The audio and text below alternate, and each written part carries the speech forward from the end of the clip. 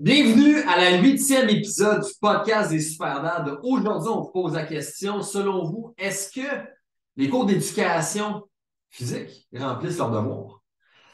Yann, on va se lancer sur le sujet immédiatement.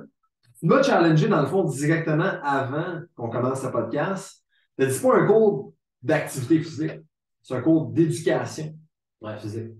Ben, mon point, où est-ce qu'on pourra prendre la discussion qu'on avait, c'est, je pense que, puis là, à ce que j'ai vécu, en tout cas, c'est sûr que je ne sais pas dans les nouveaux, mais bref, les cours d'éducation physique conventionnelle qu'on connaît, c'est, ben, tu t'en vas en classe, c'est le cours que j'aimais le plus, c'est définitif. Ouais.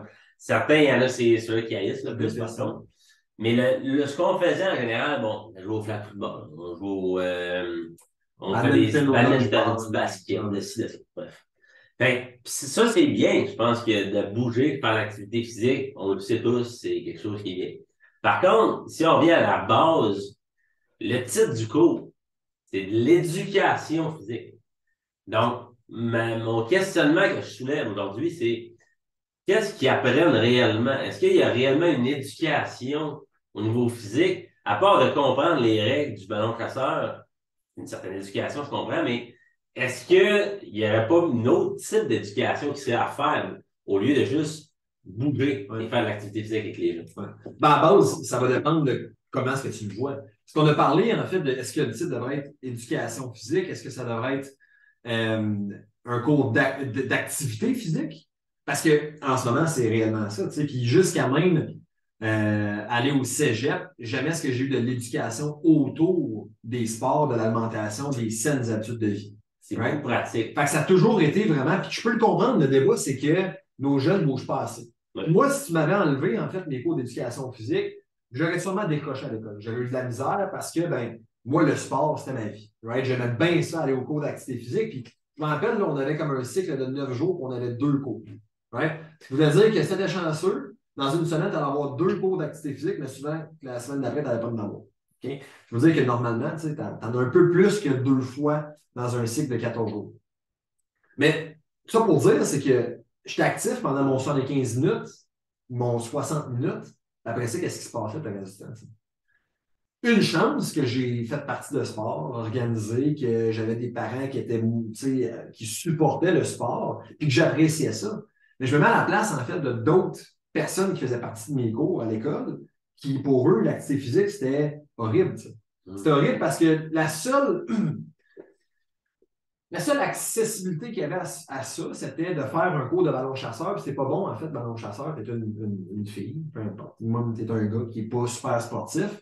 Si t'es pas bon ballon chasseur, tu vas te faire mettre dehors tout de suite. Tu vas pas vouloir aller au prochain cours. Tu vas pas être actif. Puis tu vas associer, tu vas avoir une connotation négative, en fait, à l'activité physique.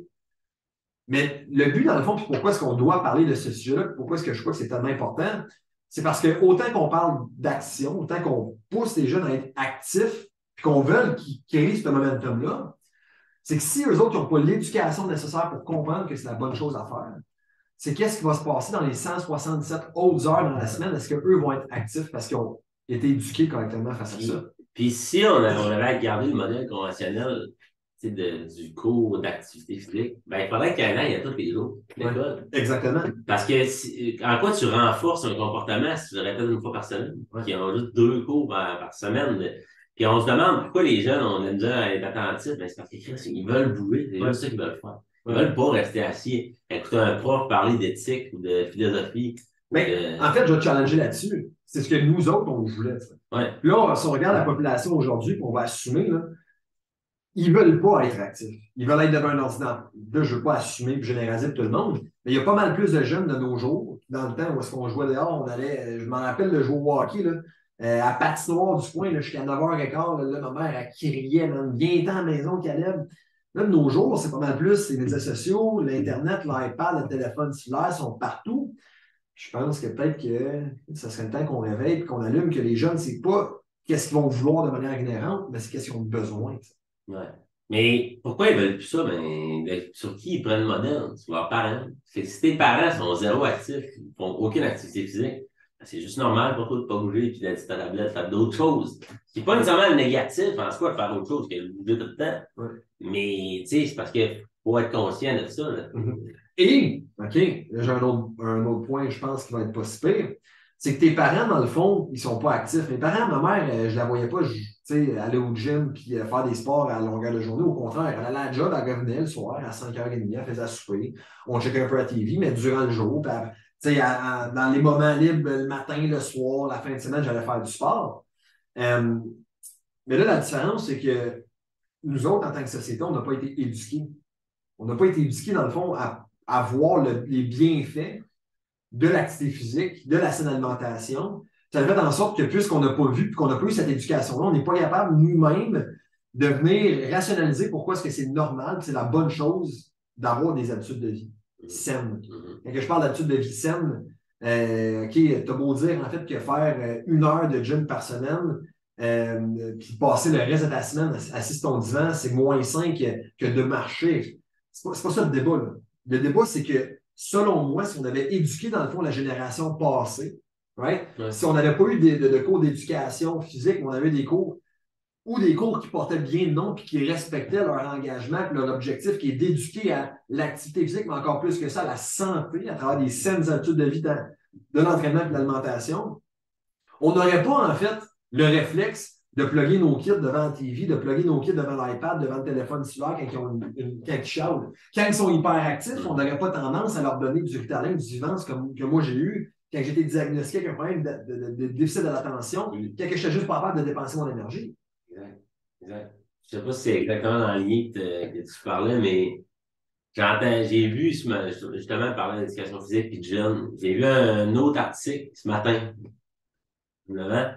sur un jeune de 18 ans qui pèse 300 livres pour avoir une opération bariatrique, déjà. Puis ça fait déjà qu'il y a plusieurs dizaines de jeunes qui commencent déjà à avoir des opérations bariatriques à 18 ans. Dès qu'ils peuvent, ils le font faire parce qu'ils sont trop rendus gros, parce que justement, soit ils ne bougent pas, soit leurs parents ne leur ont pas appris. Ils n'ont pas appris les conséquences de leurs habitudes de vie sur leur santé. C'est ça que je pense qu'il faut qu'on commence à plus faire, c'est d'éduquer les jeunes sur pourquoi, c'est quoi les conséquences d'une bonne activité, d'un bon niveau d'activité physique, et c'est quoi les conséquences d'un niveau d'activité physique ou de la nutrition qui n'est pas adaptée à tes besoins, qui ne correspond pas à tes besoins. Parce qu'il y a des conséquences. Puis je suis sûr qu'il y a beaucoup de personnes qui nous écoutent qui savent très bien qu'ils vivent des conséquences en ce moment, justement. Fait que, tu sais, je pense que le point de discussion, c'est il n'y a pas de bonne réponse, right? C'est que si, dans le fond, tu enlèves les cours d'éducation physique, ben là, nos kids vont juste plus être actifs, right? Puis, pour certains, il y en a qui vont décrocher, comme sûrement moi et toi, je ne veux pas dire qu'on aurait lâché l'école, mais on aurait eu pas mal moins de fun parce qu'on n'aurait pas dit « Hey, j'ai du ça, man, aller jouer au ballon chasseur mercredi prochain parce que je le sais que c'est le jour 4 de mon cycle de 9 jours. » Mais en même temps, si on ne les enlève pas et on ne les remplace pas par quelque chose, qu'est-ce qu'on doit faire en premier? On doit-tu tenter même de continuer à pitcher de l'eau sur la fumée en donnant des cours d'éducation physique dans le simple objectif de faire bouger des jeunes? Où on doit, dans le fond, commencer à réaliser le vrai problème qui est que nos kids n'ont pas vraiment d'éducation sur des saines habitudes de vie. Parce que là, selon moi, le problème que ça crée actuellement, en continuant à faire la mauvaise affaire, c'est qu'on continue de renforcer, on va juste même continuer à gérer un problème, à place de le régler à base. C'est sûr que les kids vont être déçus quand ils vont arriver, là. Peut-être une fois aux 3 semaines, ils vont l'avoir, leur cours d'éducation physique va être, on va en cours, on comprend les bienfaits de la santé physique. C'est sûr que les jeunes vont chialer. C'est sûr à 100%. Mais de l'autre côté, puis moi j'aurais chialé le premier. Mais de l'autre côté, est-ce que tu leur fais un bien, de ne pas les éduquer au niveau de l'activité physique puis juste les faire bouger? Je pense que ça, c'est un problème également. J'ai pas de réponse. Ben, moi, je pense, honnêtement, qu'il doit y avoir un hybride entre les cours théoriques et les cours pratiques d'activité physique. Je pense que l'éducation physique, l'éducation à la santé, au-delà de l'éducation physique, doit être mise beaucoup plus de l'avant. Puis, que ce soit au détriment d'autres matières. Littéralement. Que ce soit on saute en cours d'anglais, on saute en année, je ne sais pas. Je ne sais pas c'est quoi le cursus d'apprentissage des jeunes en ce moment à l'école. Exactement. Mais je pense honnêtement qu'ils devraient prôner ça, mettre ça dans le top de la base en fait, de la pyramide. Parce que si on pense à ça, votre condition physique, votre santé, si tu as déjà eu la grippe, quand tu as la grippe ou tu es malade, c'est quand tu perds ta santé que tu te rends compte à quel point c'est précieux. C'est ça le problème. Fait c'est de leur faire comprendre ça aux jeunes, puis de leur donner la chance, puis l'opportunité de pouvoir justement avoir cette hybride-là.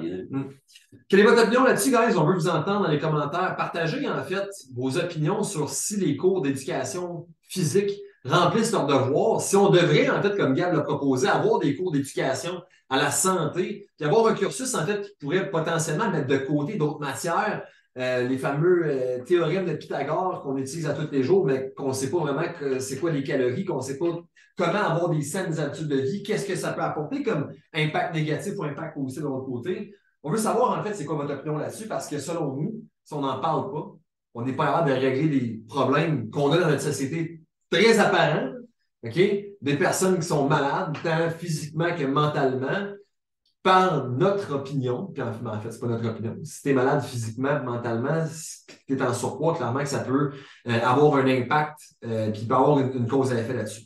Alors, si vous êtes d'accord avec nous autres, partagez-le là. Si vous n'êtes pas d'accord avec nous autres, commençons la discussion. OK? On ne veut pas juste parler avec des personnes qui vont être des évangélistes du mouvement des super notre opinion. Le but, c'est quand on a des opinions qui diffèrent, c'est d'en parler pour tenter de voir, en fait, pas qui a raison, mais comment est-ce qu'ensemble, on peut trouver des solutions. Parce que si on ne trouve pas de solution, on va se le dire tout de suite, mais la société va mourir très rapidement. Faisons quelque chose pour changer. On se reparle très bientôt.